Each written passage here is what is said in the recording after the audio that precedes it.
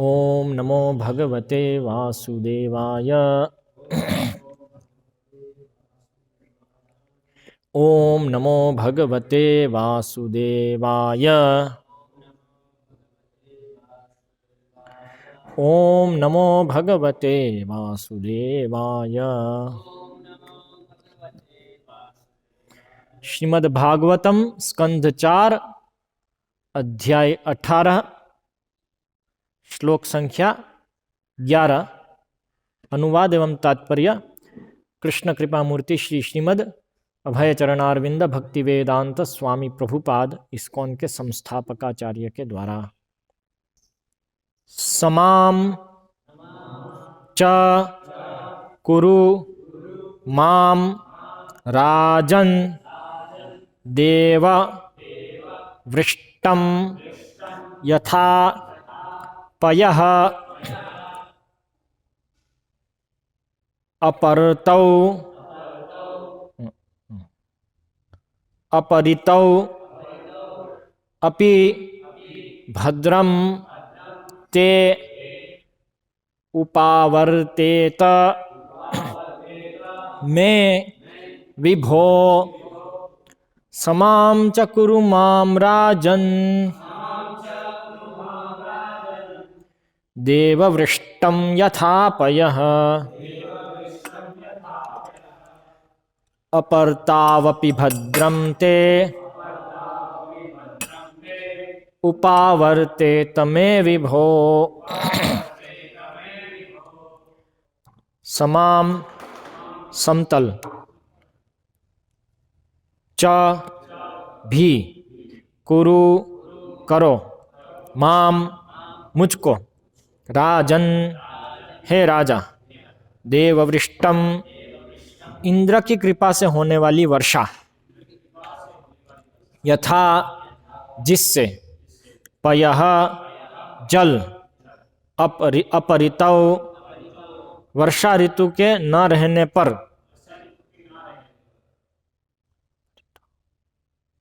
अपि भी, भद्रम कल्याण, ते तुम तक, उपावर्तेत यह रुक सकता है, मैं मुझ पर, विभो हे भगवान। हे राजन, मैं आपको बता रही हूं कि आपको समस्त भूमंडल की सतह समतल बनानी होगी।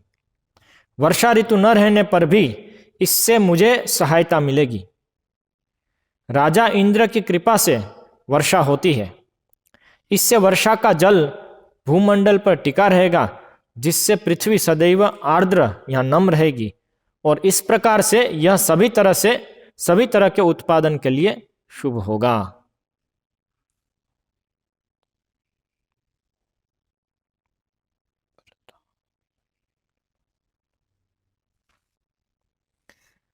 तात्पर्य: स्वर्ग का राजा इंद्र वर्षा करने तथा वज्र गिराने का प्रभारी है।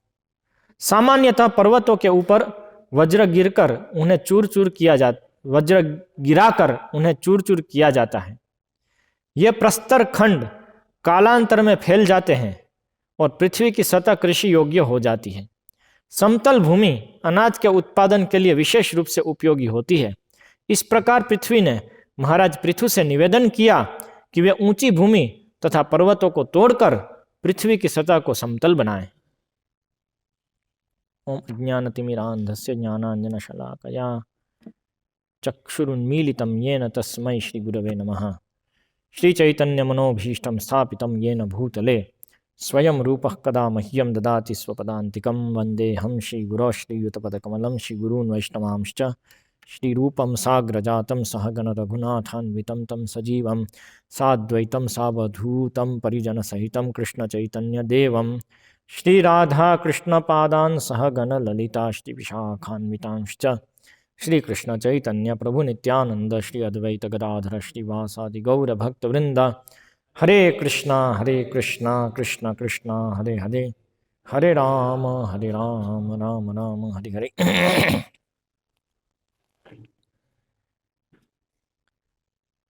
तो पृथ्वी यहाँ पे बता रही है कि कैसे जो पुरानी सभ्यता है उसको पुनर्जीवित किया जाए, अर्थात जो राजा वेन के राज्य से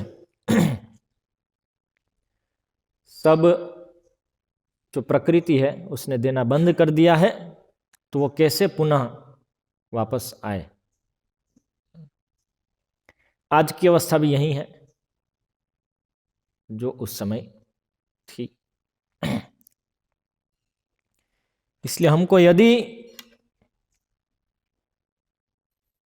पुनः टिक सके ऐसा समाज स्थापित करना है, तो यह चतुर्थ स्कंद से राजा पृथु ने जो किया है उससे मार्गदर्शन आज की पूरी सरकार को लेना चाहिए। बड़ी बड़ी कैबिनेट भर करके, बड़े बड़े योजनाएं बना करके इसका समाधान नहीं आने वाला है, क्योंकि योजनाएं किस दिशा में बनानी है,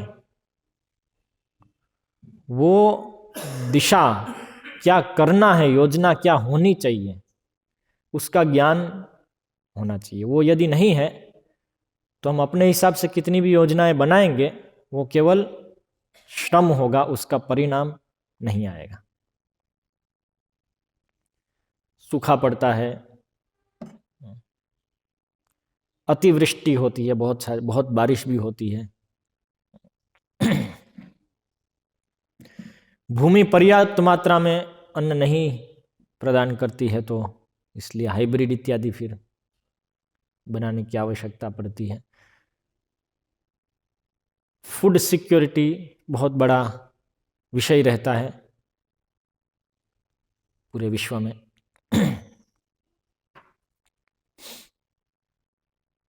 तो इन सभी समस्याओं का जो समाधान है वो भागवतम के इन पन्नों में है, और इसको यदि स्वीकार करें तो लंबा टिकने वाला समाधान प्राप्त होता है।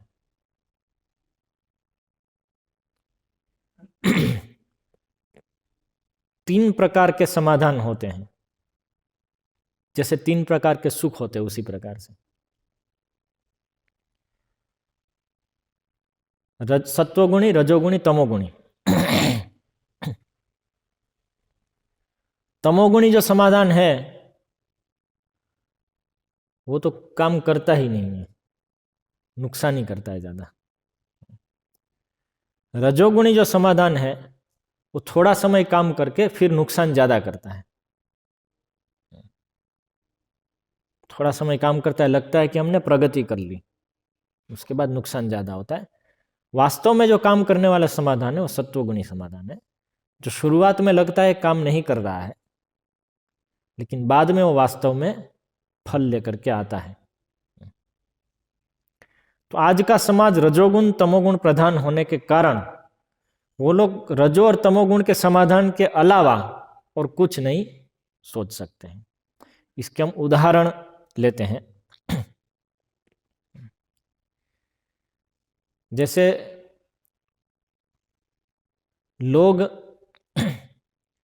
बहुत दुखी होते हैं, यदि जैसे फैक्ट्री में बहुत काम करना पड़ता है, 10-10 घंटे, 12-12 घंटे, 3 समय की शिफ्ट इत्यादि, तो कंटाल जाते हैं लोग, बहुत दुखी होते हैं, जीवन से भी कंटाल जाते हैं, कभी कभी डिप्रेशन में आ जाते हैं और आत्महत्या भी कर लेते हैं कभी। तो इसका समाधान क्या होगा? तमोगुण का समाधान है दारू और वेश्या। इसलिए ज़्यादातर लोग जो नौकरी करने जाते हैं थोड़े समय में ही इसके चक्कर में चढ़ जाते हैं, अच्छे अच्छे लोग भी, क्योंकि और करे क्या, इसलिए चेतना को डाउन कर दो। तो उस समय के लिए भी वो समाधान नहीं है वास्तव में, और बाद में वो और नुकसान देता है। लेकिन ये दारू और वेश्यावृत्ति जो है वो आज उसका बोलबाला है, क्योंकि लोग बहुत दुखी हैं।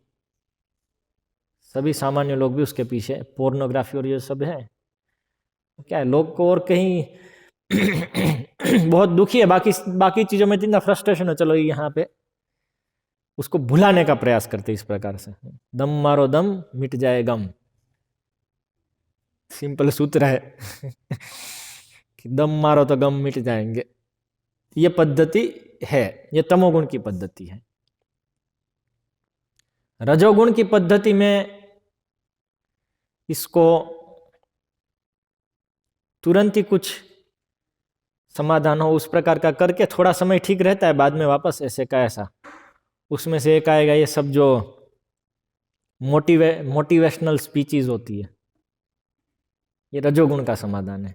अच्छा लगता है लोगों को, थोड़ा समय अच्छा लगता है। यहाँ तो अलग अलग प्रकार के उनको प्रोत्साहन दिए जाते हैं, ये मिलेगा, ओवर टाइम करोगे तो ऐसा मिलेगा, इतना पैसा मिलेगा, फिर इतना ये मिलेगा, ऐसा करके वो दुख को समाधान करने का प्रयास करते हैं।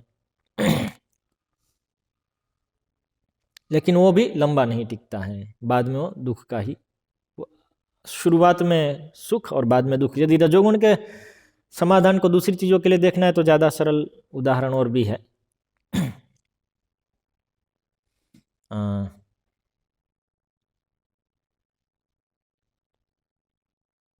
क्या ले सकते हैं, जैसे मॉडर्न मेडिसिन है, आधुनिक जो दवाई है, आधुनिक चिकित्सा है, एलोपैथी जिसको कहते हैं, वो विशेष रूप से रजोगुण के ऊपर आश्रित है कि तुरंत ठीक हो जाना चाहिए। यदि बुखार आ रहा है तो पैरासीटामोल ले लो, तुरंत ठीक हो जाएगा। इस हर एक वस्तु तुरंत ठीक होने के लिए है उसमें, और फिर वापस आ जाती है, और वापस आ जाती है, और बाद में उसका परिणाम दुख रहता है।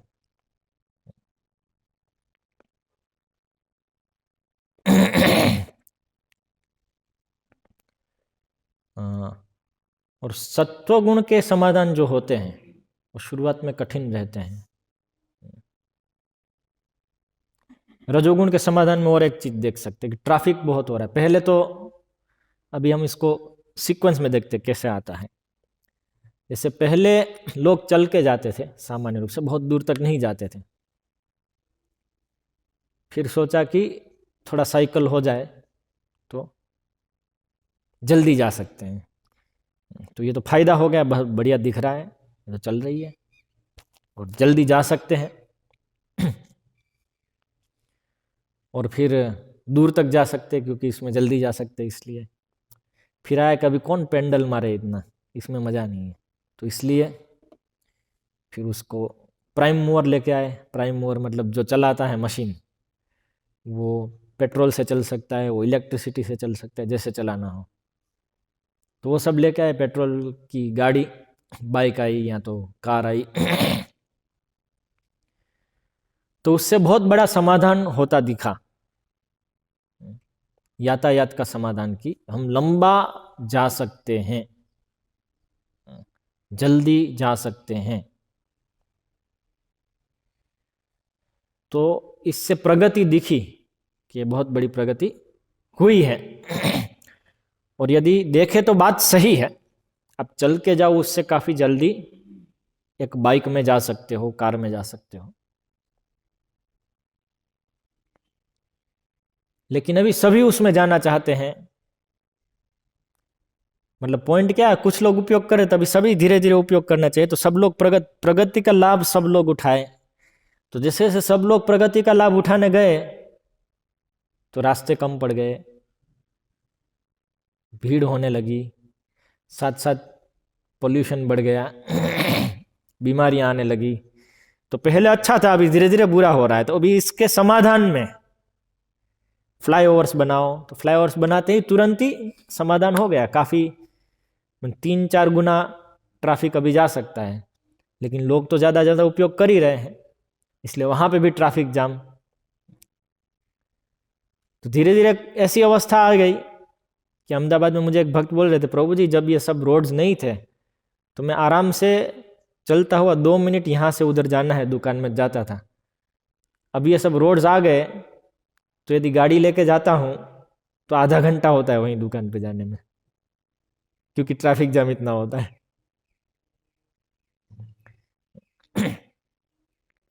और वो चीज को मेंटेन करने के लिए लोगों को कमाना ज्यादा पड़ता है। पहले इतने दूर जाने की जरूरत पड़ती ही नहीं थी, क्योंकि जैसी व्यवस्था है उस प्रकार से संभाल लिया, अपने आदतें उस प्रकार से बना ली। अभी वो आदतें बिगड़ गई, क्योंकि अभी तो है ना गाड़ी, कभी भी जा सकते हैं, इसलिए ज़्यादा जाने की ज़रूरत पड़ेगी और पड़ती है, ज़्यादा दूर तक जाने की ज़रूरत पड़ती है। यदि गाड़ी नहीं है तो नौकरी आजू बाजू में ही ढूंढेंगे, गाड़ी है तो आप 100 किलोमीटर दूर भी ढूंढ लिया, जाएंगे रोज और आएंगे वापस, वो संभव हो गया, तो इसलिए लोग ऐसा भी कर लेते हैं। तो इसलिए उसका उपयोग बढ़ गया जो होना चाहिए उससे भी, तो उसको कमाने में इतनी मेहनत करनी पड़ेगी और फिर इसके जो सभी दुष्परिणाम है वो भी इसी प्रकार से लेने पड़ेंगे। तो इसलिए शुरुआत में वो अच्छा काम करता दिखा, बाद में उसकी समस्याएं ज़्यादा थी। ये रजोगुण का समाधान है। रजोगुण के समाधान हर जगह पे इसी प्रकार से काम करते हैं। कृषि में ले तो केमिकल फर्टिलाइजर आए 1969 to 71 में, और तुरंत ही उत्पादन 2 गुना 3 गुना हो गया। तो सब लोग सोचने लगे कि फूड सिक्योरिटी बहुत बड़ा विषय जो है इससे समाधान हो गया, कि बढ़ती आबादी है, जनसंख्या है, तो इससे तुरंत ही हम अभी 3 गुना लोगों को दे सकते हैं कृषि करके। फिर धीरे धीरे वो उत्पादन घटने लगा और वापस जितना था उसके ऊपर आ गया और उससे भी ज़्यादा घट गया। इतना ही नहीं, जब केमिकल फर्टिलाइजर नहीं थे तो लोग सत्वगुण वाला उपाय करते थे, गोबर गौमूत्र इत्यादि का खाद डालते थे, तो उससे जमीन की शक्ति बनी रहती थी। केमिकल फर्टिलाइजर जितनी नहीं होगी उत्पादन, 3000 किलो की जगह 1000 किलो देगा, ठीक है, लेकिन वो 1000 किलो हजारों साल से दे रहा है। ये 3000 करके 1000 पे आ गया 25-30 साल में, ठीक है, लेकिन उसका परिणाम क्या हो 25-30 साल में, क्योंकि इससे उत्पादन अच्छा आता था, भले धीरे धीरे घट रहा हो, तो जो सत्वगुण के उपाय थे वो बंद कर दिए गए। तो भी गाय नहीं है, गोबर नहीं है, गौमूत्र नहीं है, अर्थात जितना चाहिए उतना नहीं, ऐसा नहीं कि नहीं है, जितना चाहिए उतना नहीं है। लोगों ने सिस्टम बंद कर दी। गायों को जो ज़्यादा रखते थे, गायों को रखना बंद होने लगा कि भाई इसकी इतनी ज़रूरत नहीं है, तो बैल भी उतना आना कम हो गए, तो ट्रैक्टर उसके विकल्प के रूप में आ गया। ये भी रजोगुण का समाधान था कि जल्दी दे देता है, जल्दी देता है सब। तो गाय नहीं है, बैल कम है, तो फिर गाय बैल के लिए पहले बहुत चरने की भूमि इत्यादि होता था, तो बोले अभी ज़रूरत कहाँ है, तो इसलिए उसको या तो रोड्स में कन्वर्ट कर दो या तो फील्ड्स में कन्वर्ट कर दो, तो बहुत फायदा हो गया ना। गाय बैल नहीं होने से आपकी ज़मीन भी फ्री हुई, वो जो खाते थे उसको आप अभी खेती में लगा सकते हो, और फर्टिलाइजर तो है ही हमारे पास। तो चांदी ही चांदी लग रहा था, लेकिन बाद में आया कि ये तो उर्वरा शक्ति तो आउट हो गई है अभी 1000 किलो भी नहीं देता है, तो क्या करे, तो लाओ गाय बैल वापस। लेकिन गाय बैल वापस कहाँ से लाए, उनको खिलाने के लिए भूमि तो है नहीं, फंस गए। ये रजोगुण के समाधान है। शुरुआत में लगता है चांदी ही चांदी है,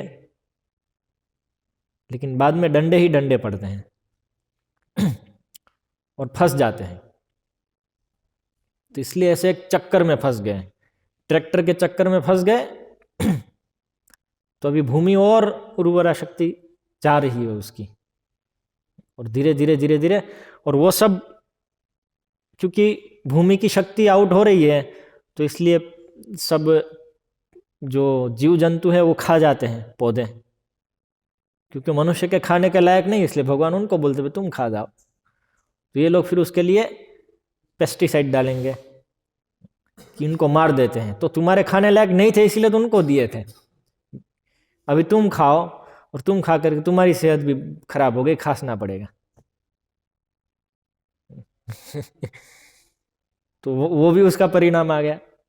जैसे 1000 परिणाम उल्टे सीधे आते हैं रजोगुण के, उससे अभी उसमें वापस जा नहीं सकते हैं, समस्या कर दी तो ये रजोगुण के समाधान का लक्षण है। लेकिन जो शास्त्रोक्त समाधान है, शास्त्रोक्त विधि है, वो सत्वगुण की विधि है। इसलिए उसके अनुसार जो भी कार्य होता है वो टिकता है लंबा। क्योंकि सत्वगुण का एक लक्षण है स्थिति, स्थिति होती है सत्वगुण में। क्योंकि सत्वगुण के ऊपर आश्रित जो भी वस्तु है वास्तविक ज्ञान के ऊपर आश्रित है। रजोगुण और तमोगुण में जो भी इसके ऊपर आश्रित है वो अज्ञान के ऊपर आश्रित है, इसलिए उसमें समस्या होती है। तो आज की स्थिति भी इसी प्रकार से डगमगाई हुई है। आर्थिक कहें, चाहे सामाजिक कहें, चाहे राजनीतिक कहें, आज का जो ज्ञान है वो रजो और तमोगुण युक्त ज्ञान है, उससे उद्भूत ज्ञान है, सत्वगुण उद्भूत ज्ञान नहीं है। सत्वगुण उद्भूत ज्ञान शास्त्र से प्राप्त होता है। रजोगुण तमोगुण से उद्भूत ज्ञान प्रत्यक्ष और अनुमान से प्राप्त होता है। प्रत्यक्ष अनुमान प्रधान होता है। तो आज का ज्ञान प्रत्यक्ष अनुमान प्रधान है, जिसको हम साइंस कहते हैं। आज साइंस है क्या? प्रत्यक्ष और अनुमान। हम क्या देख रहे हैं, क्या परसीव कर रहे हैं, और उसके अनुसार हम सोचते ऐसा होना चाहिए, ऐसा होना चाहिए, इसलिए अभी हम ये करेंगे। ये अनुमान हो गया। ऐसा होना चाहिए, ऐसा होना चाहिए, हाइपोथेसिस जिसको कहते हैं, उसको अनुमान कहते हैं। और प्रत्यक्ष जो हम डायरेक्ट परसीव कर रहे हैं अलग अलग प्रकार से, जैसे टेलीस्कोप से भी जो परसीव करते हैं उसको प्रत्यक्ष कहते हैं। और परसेप्शन जो आया उसके आधार पे आप जो हाइपोथेसिस बना रही है तो ऐसा होना चाहिए, उसको अनुमान कहते हैं। तो इसके ऊपर ही आधारित है आज का समाज। तो ये रजोगुण तमोगुण का ज्ञान है। सत्वगुण का ज्ञान शास्त्र से आता है और वो वास्तविक ज्ञान है, वो कभी बदलता नहीं है। रजोगुण तमोगुण के ज्ञान वही चीज से बदलते हैं, बदलना पड़ेगा, क्योंकि रजोगुण तमोगुण की वस्तु है, इसलिए वो बदलती रहती है। शुरुआत में लगता है बहुत बढ़िया हो गया, कुछ आविष्कार हो गया, बाद में लगता है ये तो बेकार था, अभी दूसरा, अभी इसको बदलने की जरूरत है। रजोगुण का लक्षण।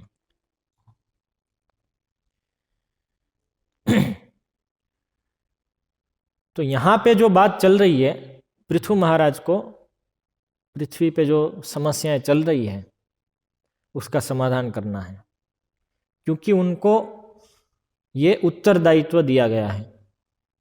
वो एक सम्राट राजा है पूरी पृथ्वी के, और वो समस्याएं देख रहे हैं कि सब लोग भूखे मर रहे हैं। जो भी अनाज उगाने का प्रयास कर रहे हैं बहुत कम उग रहा है, पशुओं और मनुष्य के लिए पर्याप्त नहीं है। इसके कारण सब लोग त्राहिमाम हो गए हैं। तो इसका समाधान क्या करना है, उनकी भी चिंता है। जैसे शायद आजकल के नेताओं की भी ये चिंता होती होगी हमेशा, है ना। बीच में कुछ सूखा पड़ा था, कुछ ज़्यादा समय तक सूखा पड़ा था, तो सब जलाशय सूख गए थे, पीने का पानी भी मिलना कठिन था। और कैबिनेट में लोग मोदी को प्रेस कर रहे हैं कि भाई कुछ तो करो, कुछ तो करो, सब जनता समस्या में आ जाएगी। तो मोदी बोले अभी क्या मैं मूत के पानी लेके आऊं? बताया कि मेरे हाथ में नहीं है। प्रकृति जो कर दे वो पूरा तो थोड़ी ना हमारे हाथ में होगा। तो योजनाएं जो बनानी थी बना दी, अभी इससे ज्यादा तो हम कुछ कर नहीं सकते हैं। मान लो सरदार सरोवर डैम खाली हो जाता है, सरदार सरोवर डैम पूरा बनाया जो कि पूरे गुजरात में पानी भेजता है, वो खाली हो जाता है, तो क्या कर सकते? उसमें पानी थोड़ी ला सकते हैं। वो तो बारिश से आएगा तभी उसमें आएगा। आपने बारिश का पानी जमा करने के लिए तो व्यवस्था की कुछ, लेकिन जमा तो बारिश से ही हुआ है, बारिश नहीं हो रही है। तो वहां से गया तो गया, फिर आप उसमें वापस भर पाओगे, तो ऐसी स्थिति होती है। तो ये समस्याएं रहती है और हर एक नेता के पास ये प्रश्न रहेंगे कि कैसे इनको समाधान करना है। तो पृथु महाराज इसी प्रकार से नेता है, यहाँ पे पूरे पृथ्वी को संभाल रहे हैं। उनके सामने भी, उनके समक्ष भी इसी प्रकार से समस्या है कि लोग खाएंगे क्या, पिएंगे क्या। ये सबसे पहली समस्या रहती है नेता की। नेता की सबसे पहली समस्या है लोग खाएंगे पिएंगे क्या, क्योंकि खाएंगे पिएंगे तो जिएंगे, और जिएंगे तब तो धर्म पालन करने का प्रश्न है। इसलिए समस्या सबसे पहली उनकी समस्या रहती है, इसको समाधान करना। इसलिए नारद मुनि युधिष्ठिर महाराज को कहते हैं कि तुम बांध बना रहे हो ना, सब कुछ देवताओं के ऊपर छोड़ नहीं दिया ना तुमने, ऐसा प्रश्न करते युधिष्ठिर महाराज से, महाभारत में आता है कि सब भगवान भरोसे छोड़ नहीं दिया है ना। हम सोचते भगवान भरोसे, नारद मुनि बोल रहे भगवान भरोसे नहीं, अरे भाई भगवान ने तुमको दिया है करने के लिए, तो ऐसा मत सोचो भगवान करेगा मैं नहीं करूंगा, वो पॉइंट है भगवान भरोसे छोड़ना। एक राजा भगवान भरोसे नहीं छोड़ सकता है, उसको व्यवस्था करनी होगी, क्योंकि भगवान जो करने वाले हैं वो उनके माध्यम से तो कर रहे हैं, वो भगवान के हाथ है। भगवान यदि सबको पानी पहुंचाना चाहते हैं तो वो कुएं खुदवाना चाहते हैं, वो राजा के माध्यम से। इसलिए बाकी सबको भगवान भरोसे छोड़ना है, लेकिन राजा को समझना है कि भगवान के ऊपर जो भरोसा कर रहे हो मेरे माध्यम से है, इसलिए भगवान भरोसे नहीं। इसलिए राजा का उत्तरदायित्व रहता है। लेकिन उसको उत्तरदायित्व को कैसे पूरा करें उसके लिए वास्तविक ज्ञान होना चाहिए, नहीं तो एक के बाद एक गलतियां करता रहेगा, एक के बाद एक गलतियां करता रहेगा। तो वो ज्ञान शास्त्रों का होना चाहिए और वो ब्राह्मणों से आता है। इसलिए वास्तविक ब्राह्मण शास्त्रों का वास्तविक ज्ञान राजा को प्रदान करते हैं और बताते हैं क्या करना है और क्या नहीं करना है सिचुएशन में, तब जाकर के राजा प्रजा का लाभ कर सकता है, अन्यथा वो नुकसान ही करता रहेगा, चाहे उसका हृदय कितना भी अच्छा हो कि सबका लाभ हो जाए, लेकिन वास्तव में नुकसान ही होता है। आर्थिक रूप से, सामाजिक रूप से, राजनीतिक रूप से, सभी प्रकार से नुकसान होता है प्रजा का। इसलिए शास्त्र इतने महत्वपूर्ण है। तो यहां पे पृथु महाराज अपनी बुद्धि नहीं चला रहे कि मुझे क्या करना चाहिए, तो शास्त्रोक्त विधि से जा रहे हैं। और यहां पे पृथु महाराज पृथ्वी के पीछे पड़ते हैं, क्योंकि शास्त्र के अनुसार यदि यज्ञ कर रहे हैं और पृथ्वी नहीं दे रही है तो राजा पृथ्वी को भी दंडित कर सकता है। इसलिए पृथु महाराज पृथ्वी के पीछे पड़े हैं कि सब लोग अभी तो यज्ञ कर रहे हैं, वेण महाराज के समय नहीं कर रहे थे, अभी कर रहे हैं, तो आप दो, क्यों नहीं दे रही हो? यदि आप नहीं दे रहे हो तो आप अपना कर्तव्य नहीं कर रही हो, इसलिए आप दंडनीय हो मेरे द्वारा। क्योंकि मैं भगवान का प्रतिनिधि हूं और मुझे ये देखना है कि आप अपना कर्तव्य कर रहे हो, नहीं कर रहे हो तो दंडनीय है। तो पृथ्वी को दंडित करने जाते हैं। और फिर पृथ्वी बताती है, यहां पे शुरू कर रही है बताना कि क्या करो कि जिससे पुनः वहीं व्यवस्था स्थापित हो जाए।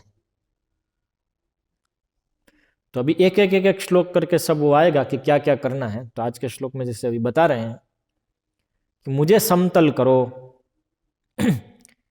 समतल करने से पानी टिकेगा और अन्न उत्पन्न होगा, जिस अन्न से प्रजा का रक्षण होगा।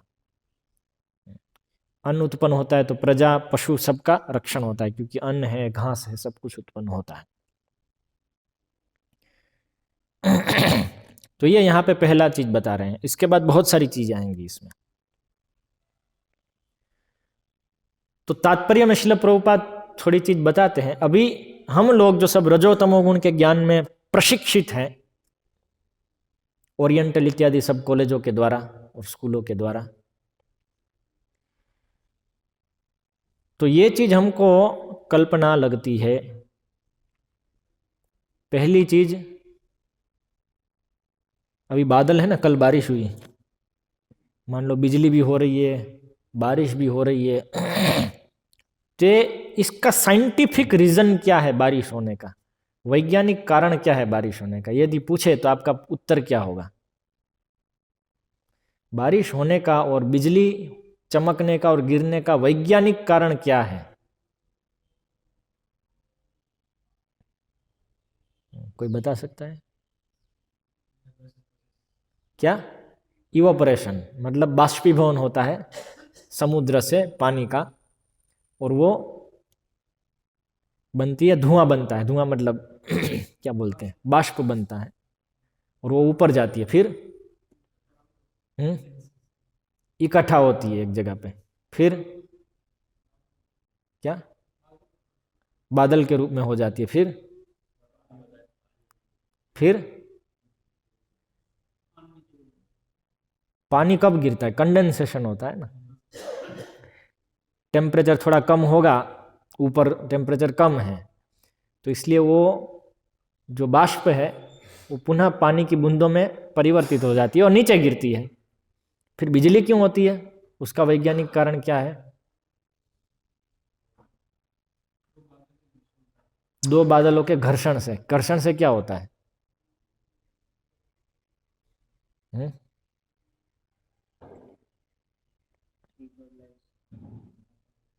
हीट और लाइट आता है। यहाँ पे सब कोई भी इंजीनियरिंग कॉलेज में नहीं पढ़ा है। ये तो क्या है, तो 12वीं कक्षा में आता है, इंजीनियरिंग कॉलेज की क्या जरूरत है उसमें? हाँ, इलेक्ट्रोस्टैटिक चार्जेस अलग होते हैं, और पृथ्वी है वो नेगेटिव चार्ज है और ऊपर पॉजिटिव चार्ज हो जाता है, या उल्टा हो सकता है, पॉजिटिव नेगेटिव किसी को भी बोले तो इस तरह से। और फिर बीच में ये हवा है, वो ये एक क्या बोलते हैं, कैपेसिटर बना देती है। ऊपर नेगेटिव चार्ज है, नीचे ऊपर पॉजिटिव है, नीचे नेगेटिव, और बीच में क्या बोलते हैं, थर्मोस्टेट नहीं बोलते, क्या बोलते हैं, मतलब इलेक्ट्रिक रूप से बेड कंडक्टर जिसको बोलते हैं, इंसुलेटर है हवा। तो इसलिए चार्ज जब सफिशिएंटली डिफरेंस बढ़ता है तो इंसुलेटर मीडियम जो है उसके अंदर जो ढांचा है, स्ट्रक्चर है उसका, वो ये चार्ज के पोटेंसी के कारण वो बदल जाता है, बदल नहीं जाता मतलब कोलैप्स हो जाता है वो स्ट्रक्चर, तो उसके कारण प्लाज्मा बन जाता है। और वो कंडक्टिव मीडियम है, इसलिए ऊपर से सब चार्ज नीचे आके पृथ्वी पे आ जाता है। तो ये पृथ्वी पे बिजली गिरती है, ऐसे हम कहते हैं बिजली गिरी, वो प्लाज्मा है, बहुत ही बड़ा चार्ज का एक बीम जो कि ऊपर से नीचे आकर के हुई, उसके बीच में जो भी आता है वो सब कुछ वो क्योंकि बहुत टेम्परेचर है तो इवापोरेट कर देता है, सब चीज़ों को बाष्पीभवन कर देता है, जला देता है। और बादल के बीच में भी इसी प्रकार से होता है, घर्षण से जहाँ पे चार्ज डिफरेंस हो गया तो कभी वहीं पे भी प्लाज्मा बन करके बादल के बीच में हो जाता है। तो ये वैज्ञानिक कारण है बिजली होने का, और वैज्ञानिक कारण बाष्पीभवन और कंडेंसेशन, बारिश होने का। और यदि आप 60-70 साल पहले के किसी व्यक्ति को पूछे कि क्या है कारण बारिश होने का और बिजली होने का, तो वो क्या उत्तर देगा गांव का व्यक्ति? इंद्र, और बिजली का इंद्र का वज्र है। तो प्रभुपाद तो वही चीज तात्पर्य में बता दिया, तात्पर्य साइंटिफिक नहीं है, वैज्ञानिक नहीं है। वैज्ञानिक कारण तो ये अभी हमको पता चला, पहले के लोग ऐसा सोचते थे कि बारिश आती है, बादल आ रहा है, देखो इंद्र आ रहा है और वो बारिश कर रहा है, और जब बिजली होती है तो सोचते इंद्र अपना वज्रपात कर रहा है। लेकिन अभी तो हमको पता चल गया कि वैज्ञानिक कारण तो ये है। सही, तो इसको बोलते जगत दृष्टि। पहले के लोग जगत को भागवतम में जो दिया है, शास्त्र में दिया, उसकी दृष्टि से देखते, वो भी देखते थे बादल आ रहे हैं, बारिश हो रही है, बिजली गिर रही है, बिजलियां हो रही है, उसको देखते थे। और हम भी अभी देख रहे हैं। हमको जो सिखाया गया उसको वैज्ञानिक मानते हैं, ठीक है, और वो लोग उनको जो सिखाया गया वो वैज्ञानिक मानते हैं। भेद केवल जगत दृष्टि का है।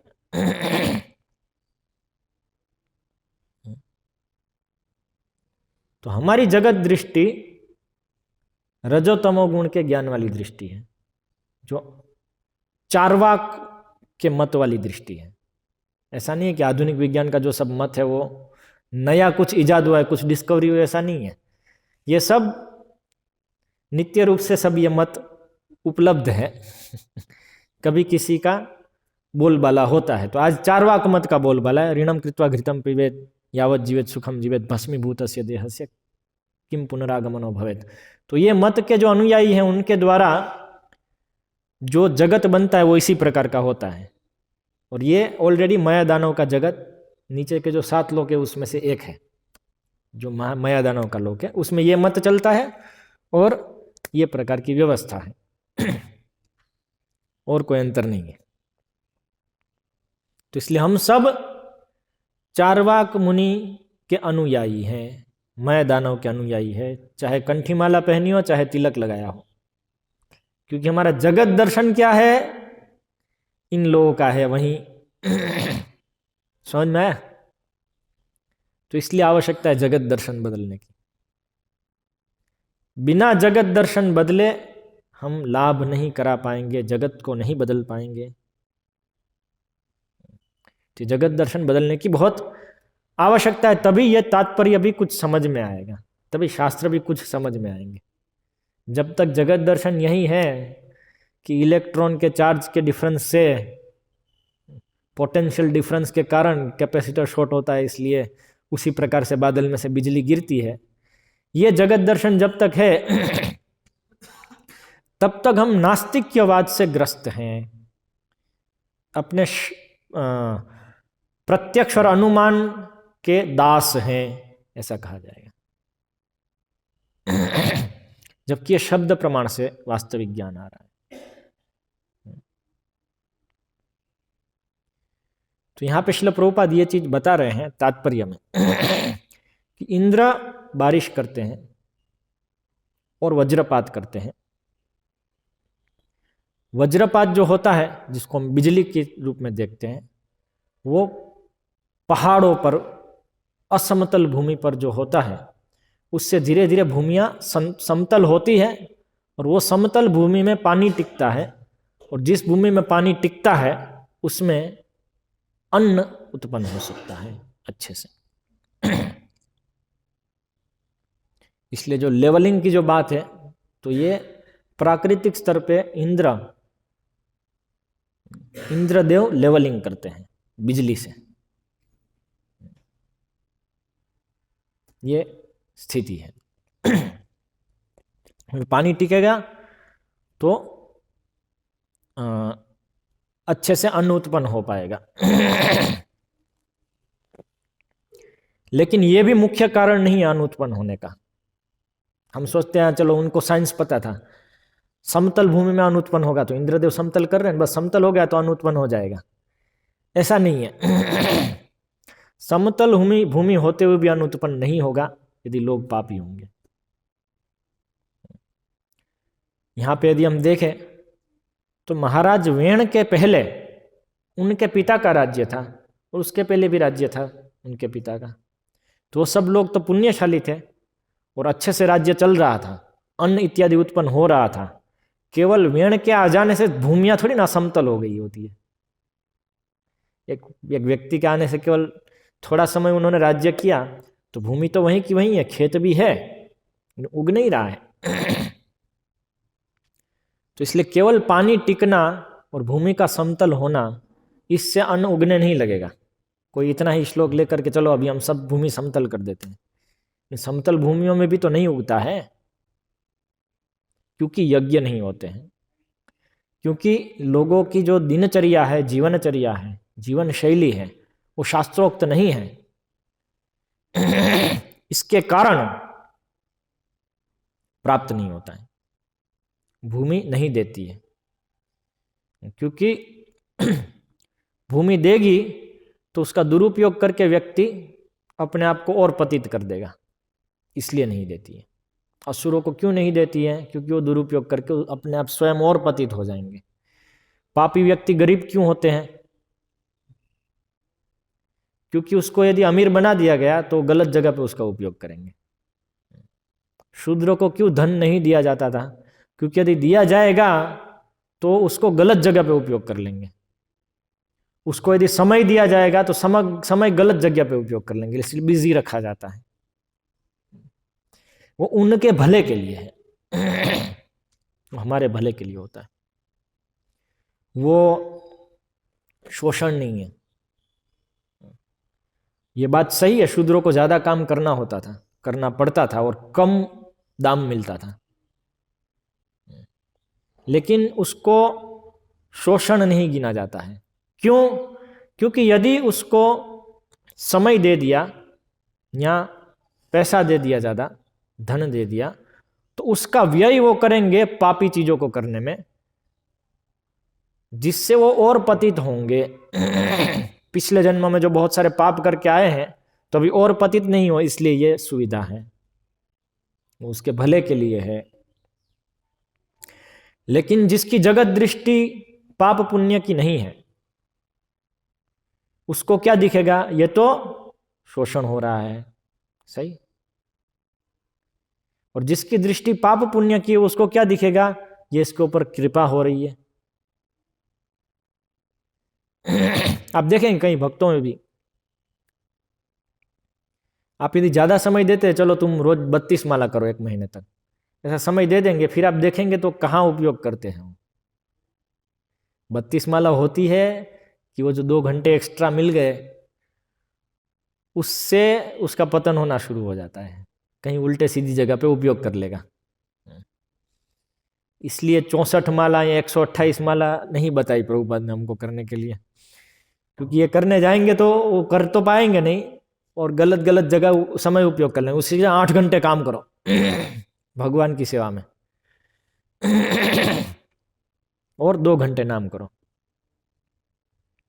तो क्या है, पूरा समय एक जगह लगा हुआ है। तो कहने का तात्पर्य है कि ये जगत दृष्टि बदलेंगे तो ये चीज समझ में आएंगी। तो पृथ्वी नहीं दे रहे क्योंकि लोग इस प्रकार के हो गए हैं राजा वेण के राज्य के कारण। तो अभी पृथु महाराज उनको प्रचार करके सही भी कर रहे हैं, प्रचार करके करवा करके, फिर भी पृथ्वी नहीं दे रही है। इसलिए पृथु महाराज को गुस्सा आता है और वो पृथ्वी को दंडित करने जा रहे हैं। तो पृथ्वी कह रही है कि किस प्रकार से मुझे पुनर्जीवित करें आप, उसकी पद्धति है। तो ये दिखाता है कि केवल आप यांत्रिक रूप से कुछ क्रियाएं वापस ठीक कर भी दिए, फिर भी वो उसका परिणाम यांत्रिक नहीं है। तो उसके लिए आपको प्रसन्न करना पड़ेगा, भगवान को प्रसन्न करना पड़ेगा, भूमि देवी को प्रसन्न करना पड़ेगा। तो भूमि देवी कह रहे कि किस प्रकार से लाना है सब वापस। तो एक एक करके अब सब आएगा कि कैसे वापस लाना है सब। तो फिजिकल तो बता दिया कि आप भूमि को समतल करो, और जिससे बारिश रुकेगी, बारिश होगी तो रुकेगी, और इस तरह से अच्छा अन्न इत्यादि उत्पादन होगा। अन्न उत्पादन यहाँ पे महत्वपूर्ण दिया गया है। यहाँ पे सब्जी उत्पादन की बात नहीं हुई है। अन्न, अन्नाद भवंती भूतानि। आजकल लोग सोचते कि सब्जी कंप्लीट फूड है, मतलब सब्जी है तो अब कंप्लीट होता है, रोज 2 बार कम से कम सब्जी खानी चाहिए। बंगाल और ऐसी जगह जहाँ पे बहुत पानी होता है, उसके अलावा सब्जी लोग नहीं खाते थे, बहुत कम खाते थे, जब थोड़ा बहुत हो जाए तब खा लेते थे। मुख्य रूप से दही, दूध, घी, छाछ और अन्न, इसके ऊपर आधारित जीवन शैली रहती थी। सब्जियां जो है वो शरीर में पानी भर देती है और इस तरह से कमजोर बनाती है शरीर को। इसलिए जिसको शारीरिक श्रम ज़्यादा करना है तो वो प्रायः सब्जी कम खाते हैं, बहुत नहीं खाते हैं। वो साइड पॉइंट था। तो यहाँ पे अन्न उत्पादन की बात हुई, अन्नाद भवन्ति भूतानि, और इससे पूरे जगत का बढ़ेगा, सामर्थ्य बढ़ेगा, समृद्धि बढ़ेगी। समृद्धि अन्न से, गव्य या धनवान, धान्य न धनवान, अन्न से और दूध की सब आइटम से कोई व्यक्ति को धनवान कहा जाता है।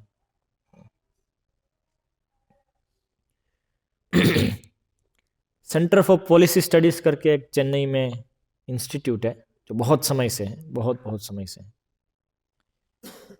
वहाँ के जो चीफ है मांडेम श्रीनिवास, बहुत ही विद्वान व्यक्ति है, और ये लोग काफ़ी समय से भारत की प्री कॉलोनियल अवस्था क्या थी फूड के विषय में, अर्थात जब ब्रिटिशरों ने राज्य किया उसके पहले आहार के विषय में भारत की क्या स्थिति थी, उसके ऊपर वो लोग रिसर्च करते हैं काफ़ी समय से,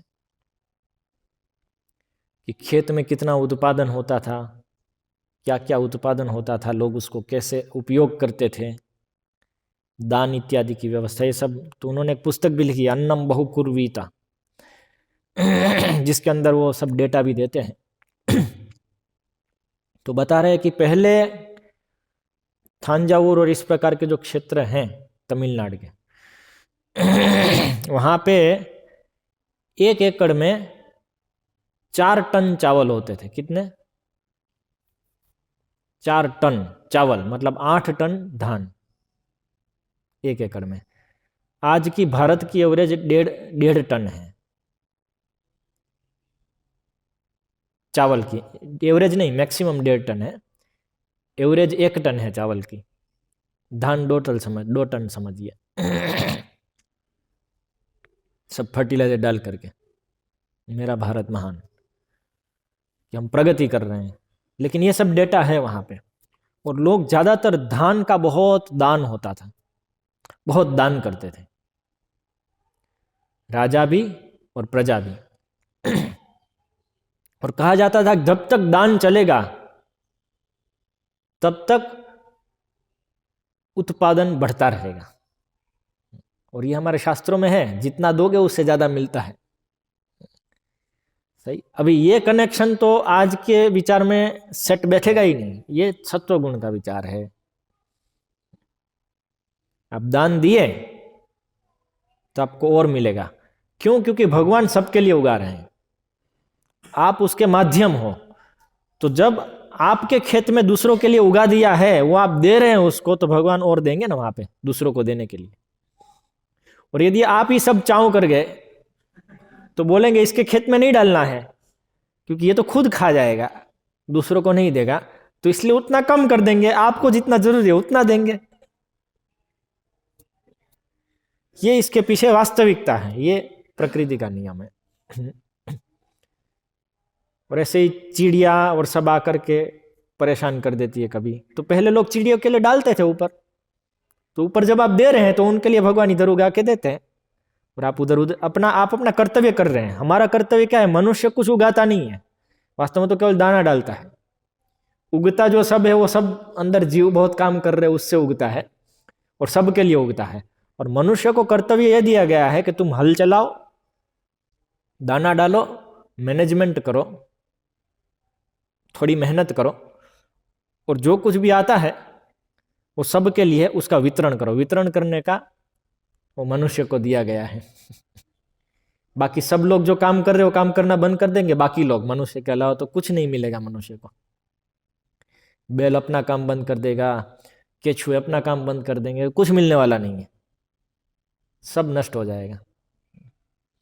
इसलिए मनुष्य का एक ही मात्र उसमें वो है कि वो अरेंज कर रहा है कि जिससे लोगों को वितरित करना है, उसको सबको, पशु पक्षी कीट पतंग। इसलिए हम देखते हैं कि हमारे ग्रामीण व्यवस्था में जब कुछ अन्न उत्पन्न होकर के आता था तो उसका पूरा ढेर किया जाता था, और जो मालिक है वो स्वयं नहीं लेता था पहले, वो पहले सब जो मजदूर लोग हैं जिन्होंने मेहनत की है उनको देते थे। सबसे पहले ब्राह्मणों को, उससे रिलेटेड जो भी ब्राह्मणों हैं उनको देंगे, फिर जो मजदूर लोग हैं जिन्होंने मदद की उन सबको देंगे। उसके बाद गाय के लिए, पक्षी के लिए, पशुओं के लिए, सबके लिए निकाल के रखते थे। श्रीमद् भागवतम में बताया है 7वें स्कंद में कि ये सब हमारे ही तो पुत्र हैं, उस हमारे पुत्र और इसमें अंतर क्या है, सब हम पे ही डिपेंडेंट है। तो सबके लिए, अतिथियों के लिए निकाल के रखते थे, गाय इत्यादि सबके लिए निकाल के रखते थे। उसके बाद जो बचा वो स्वयं के परिवार के लिए। ये चेतना थी कि सब लोग के लिए है। तो ये चेतना जितनी विकसित होती है उतना भगवान ज़्यादा देते थे, भूमि ज़्यादा उत्पादन करती थी। ये फर्टिलाइजर है। जितना दान करते, आज भी जो लोग बिजनेस भी करते हो दान करते तो मिलता है उसको, इसलिए ज़्यादा दान करने आते हैं। तिरुपति बालाजी क्यों लोग पेटियों की पेटी, करोड़ों के करोड़ रुपए ऐसे ही डाल के जाते हैं तिरुपति बालाजी? वो डाल के जाते उससे ज्यादा मिलता है उनको। कितना भी रोके, इतना मिलता है कि गवर्नमेंट ने कब्जा करने का प्रयास किया है इसमें। सही कि पूरा नहीं, तुम मत लो, हमको मिलेगा, हमको मिलेगा, इसमें से आधा हमको दे दो। तो है, ये बात सही है। और इसके बहुत सारे उदाहरण, इस्कॉन मंदिर में भी काफी उदाहरण है इसके। रशिया में भी एक भक्त के पिताजी, जो भक्त नहीं है, उन्होंने पढ़ लिया कि कुछ देने से कुछ मिलता है, ट्राई किया उन्होंने, थोड़ा सा ट्राई किया तो मिला, तो मिला तो डबल दिया, तो डबल मिला, तो डबल दिया तो डबल मिला, तो देते रहे, आता रहा, देते रहे, बड़े बिजनेसमैन बन गए। तो होता है ऐसा, ये नियम है, दान देने से चीज बढ़ती है। तो इसलिए जो कृषि भी है वो उस प्रकार से है इसमें। तो जगत दर्शन इसलिए बहुत महत्वपूर्ण है, नहीं केवल ये करने से ये हो जाएगा ऐसा नहीं है। तो यहाँ पे वो जगत दर्शन हम देख रहे हैं कि यहाँ पे अभी उत्पादन की जो बात हो रही है, अन्न से लोग जीते हैं और अन्न का उत्पादन कर रहे हैं यहाँ पे। तो कैसे करना है वो सब बता रहे हैं, क्योंकि अन्न और गाय ये दो धन है, और इनका वृद्धि कैसे होगी कि जिससे मनुष्य भी फिर जी सकते हैं। तो आगे आने वाले श्लोकों में भी पूरी इसकी विधि बता रहे हैं पृथ्वी देवी। और पूरी विधि में आप देखेंगे कि उपमा ली गई है गाय और गोदोहन की। पृथ्वी गाय है, पृथ्वी को गाय की उपमा दी है। और जो सर्व काम दुघा मही, पृथ्वी जो है वह सभी कामनाओं को पूर्ण करने वाली, अर्थात सभी आवश्यकताएं जो सभी जीवों की है उसको पूर्ण करती है पृथ्वी, इसलिए उसको सर्व काम दुघा मही कहा जाता है, सभी कामों को पूर्ण करने वाली पृथ्वी। तो पृथ्वी गाय है और सभी कामनाएं जो हैं, अर्थात जो सभी आवश्यकता है अलग अलग लोगों की जो भी आवश्यकता, उसको दूध की उपमा दी है। और वो आवश्यकताएं जहां पे ग्रहण होती है, जहां से प्राप्त होती है, जिसके माध्यम से प्राप्त होती है, वो जो माध्यम को पात्र के रूप में, दूध झिलने का जो पात्र होता है जिसमें दूध निकालते हैं, वो पात्र के रूप में उसकी उपमा है। और दोहने वाला राजा, और जो ऐसे ही दूध नहीं देगी गाय, उसके लिए बछड़ा चाहिए। तो जो बछड़ा है वो जो प्रिय उस वस्तु के लिए है, उसको बछड़ा की उपमा दी। तो ये उपमा लेकर के भी हर एक वस्तु एक एक एक करके आ रही है। सभी लोग अपना अपना जो आवश्यकता है वो पृथ्वी से प्राप्त कर सकते हैं, बशर्ते इसको बछड़ा बनाओ, ये पात्र में मिलेगा आपको, ये चीज करनी है। बछड़ा और पात्र दोनों चाहिए आपके पास तो मिलेगी वस्तु। तो ये सब वर्णन आएगा अभी। जैसे एक वर्णन मुझे इसमें से याद है कि सब गो जाति ने, गाय बैल सब ने जंगल को पात्र बनाया और बैल को या वृषभ को, नंदी को बछड़ा बनाया। और इस तरह से पृथ्वी ने घास के रूप में दूध जंगल के पात्र में गो जाति को प्रदान किया। समझ में आया ये उपमा, ये जो पूरा वस्तु कि जो नंदी है, बैल नंदी वो जो है वो पृथ्वी को प्रिय है, उसके लिए वे पूरी गो जाति को घास देते हैं जंगल के पात्र में। तो कहां घास मिलेगी? जंगल में। जंगल में कैसे आएगी घास? यदि नंदी और सब चरने जा रहे हैं गाय के साथ, मतलब उसको सही से रखा है, तो वो जब उधर जाते हैं तो नंदी के लिए जंगल पूरी घास उगाएगा और सबको प्राप्त होगा। जैसे गाय वत्स के लिए, बछड़े के लिए दूध देती है और सबको प्राप्त होता है, इसी प्रकार से जंगल के पात्र में अपने खेत में उगा करके नहीं। पात्र कहाँ है? जंगल का। और बछड़ा कौन है? नंदी। तो आज हम क्या करते हैं? दूध दूध दूध, गाय बहुत दूध देती है, तो गाय तो सब रखते हैं और बैल को नहीं रखते हैं। या तो मार देंगे, या तो नहीं मारेंगे तो वृद्धाश्रम में भेज देंगे। वृद्धाश्रम मतलब उसका कुछ काम नहीं रहा है, ट्रैक्टर आ गया तो रहो भाई इस गौशाला में रह जा। इच्छित नहीं, अभी तुम जी ही गए तो क्या करे, तुमको मार भी नहीं सकते, पाप लगेगा, तो रह जाओ इधर। इस प्रकार से उसकी उपेक्षा होती है तो घास नहीं मिलेगा, फिर घास खेत में उगाएंगे, और खेत में घास उगाएंगे तो कठिन पड़ेगा, वो बहुत खर्चा आएगा गाय को निभाने के लिए, इत्यादि इत्यादि। क्योंकि चारागाह तो रखे नहीं, जंगल तो रखे नहीं चारागाह वाले। यहाँ पे जो जंगल की बात हो रही है, जंगल दो प्रकार के होते हैं। एक चरने वाले जंगल होते हैं, उसको भी जंगल बोलते हैं। जो ऐसी भूमि होती है जहाँ पे और कुछ बहुत होता नहीं है, लेकिन चरने की बहुत, जैसे पूरा पूरा राजस्थान चारण भूमि है। पूरा राजस्थान और कच्छ ये चरने की भूमि है, करोड़ों हेक्टर। क्योंकि और वहाँ पे आप खेती करोगे तो बहुत कुछ मिलेगा नहीं, लेकिन चरने में बहुत बढ़िया घास मिलती है, और सब जितनी गाय रखो चरा सकते हो। तो ऐसी भूमियों के ऊपर कब्जा नहीं करना है। यहाँ पे घास निकलेगी, और अच्छे से कब निकलेगी? जब नंदी आएंगे, जब बैल आएंगे, गाय बैल सबको, पूरे गोवंश को रखेगी। इसलिए पात्र है और दूध है, घास ये मिल जाएगा आपको। तो यहाँ से समझ करके इस प्रकार से कार्य करना पड़ेगा। तो हमारा जो पूरा गोरक्षा का प्रोग्राम है, वो प्रोग्राम इसके अनुसार चलना चाहिए, तब वो गोरक्षा का प्रोग्राम सक्सेस हो सकता है। धार्मिक लोग होने पर भी लोग के धार्मिक हो जाना सफिशिएंट नहीं है, ये पद्धति को पालन करना पड़ेगा जो यहाँ पे बताई जा रही है,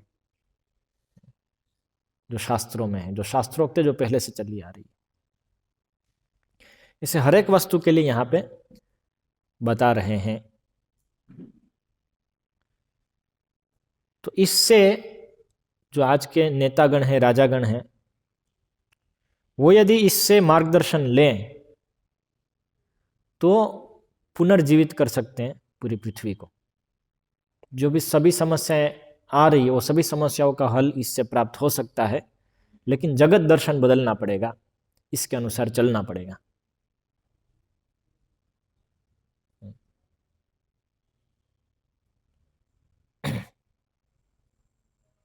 तो यहाँ पे भागवतम के पन्ने में ये सब समाधान है, तो इसलिए इसको वितरित भी करना चाहिए, और इससे पढ़ना भी चाहिए, सिखाना भी चाहिए, और इसके अनुसार कार्य भी करना चाहिए।